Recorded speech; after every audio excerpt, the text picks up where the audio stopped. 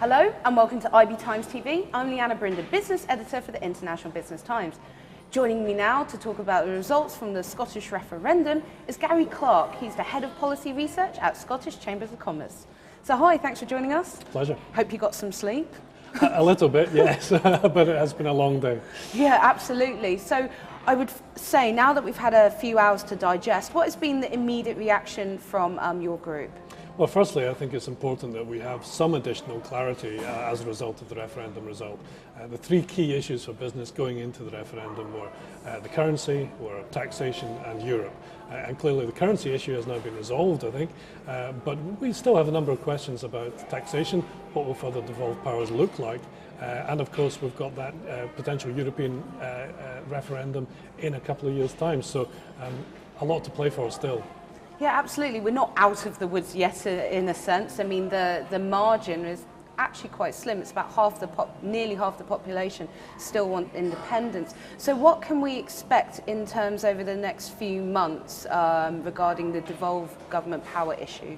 Well, I think, first of all, I think it's important to say that the referendum is over, it's decided our course of action, but we have to go forward as one within Scotland. We can't afford to have winners and losers and 45% of our country being losers. We can't afford that. We're a small nation. We need to pull together and get on with the job of building Scotland. In terms of the future and the potential for devolved powers, all of the pro-union parties have put forward a platform of potential devolved powers, largely focused around income tax for potential devolution towards Scotland. And of course I think the SNP would have to be part of that debate going forward. But also the Westminster parties have put forward an agenda and a timetable that we expect them to deliver to. So we're hoping for a very quick agreement in terms of what future powers will be devolved, when they will arrive, and let's get on and actually do this. And what would you say would be the greatest concerns or opportunity in this supposed interim period? Well, I think the important thing is to get clarity on the issues we've been talking about. So taxation would be an obvious one.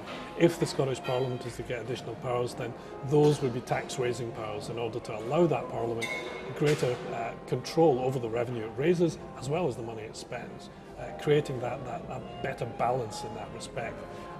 That's important. We're now moving down that path.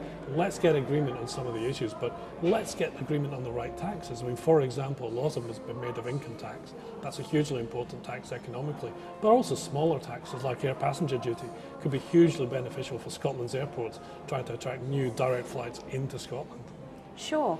And I mean, over the last couple of years during the referendum process, there have been reports from private wealth managers and investment banks saying there's been a bit of a capital flight because people didn't have that clarity before.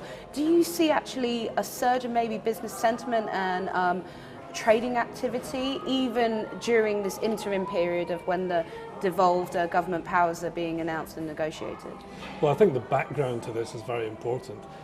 Scotland's economic growth in the first quarter of this year was 1%. It was slightly above the UK rate of growth.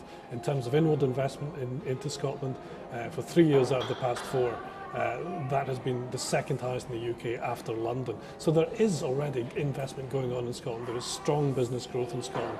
We want that to continue, and hopefully the additional clarity over, for example, currency will deliver some of that clarity and encourage even more success and business investment within Scotland. Brilliant. Well, thank you very much for your time today. Thank you. And that was Gary Clark, Head of Policy Research at Scottish Chambers of Commerce.